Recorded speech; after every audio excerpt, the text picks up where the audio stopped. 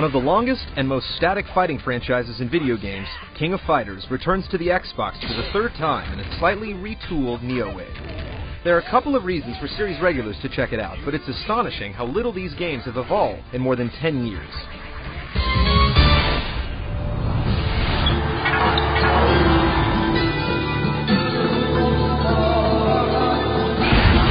The fast but repetitive fighting in Neowave is 3-on-3 as always. This is the bread and butter of King of Fighters, and there's no reason to get rid of it. But there also seems to be no reason to build on it either. You can't switch characters in between rounds unless one of the three you selected get beaten. There are 3 different modes this time: Super Cancel, Guard Break, and Max 2. There's also Heat Mode, where you can intentionally lose a chunk of health to beef up your attack power. KOF veterans should have a good time trying out these new ways to play, but for a title with so much recycled gameplay, it's surprising not to see a massive amount of features. But there is an array of combos and special moves to keep the combat fresh. The action is still as fast as ever, and people returning to the series, especially on the Xbox, will be very comfortable with the controls.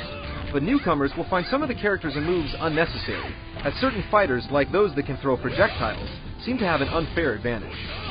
Thankfully, you can take Neowave online to unlock both the game's replay value and most rewarding commodity.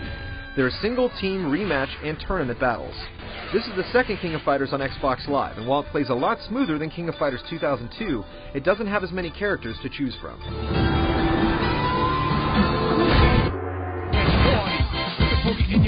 While there's never been much of a story to King of Fighters, fans will definitely feel familiar with the characters available. Maybe a little too familiar. We've seen everyone in Neowave in some form or another, but this time their quirky personas seem much less prevalent. There's only a handful of arcade-style cinemas and almost no dialogue.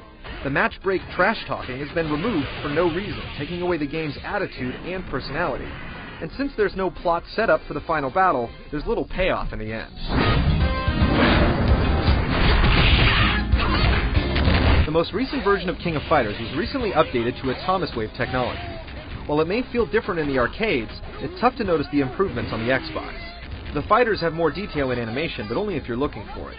The backgrounds are definitely better, but they only make the 2D characters stand out more. All of this is decent when compared to other titles in the series, but when you light it up against 3D Xbox fighters like Mortal Kombat and Dead or Alive, there's not much that's impressive about the graphics or the sound design in Neowave, except that they both produce another console dose of nostalgia.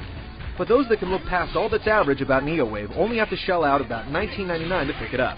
So Xbox owners with a fighting fix won't be getting much with the new King of Fighters, but they won't have to spend much either.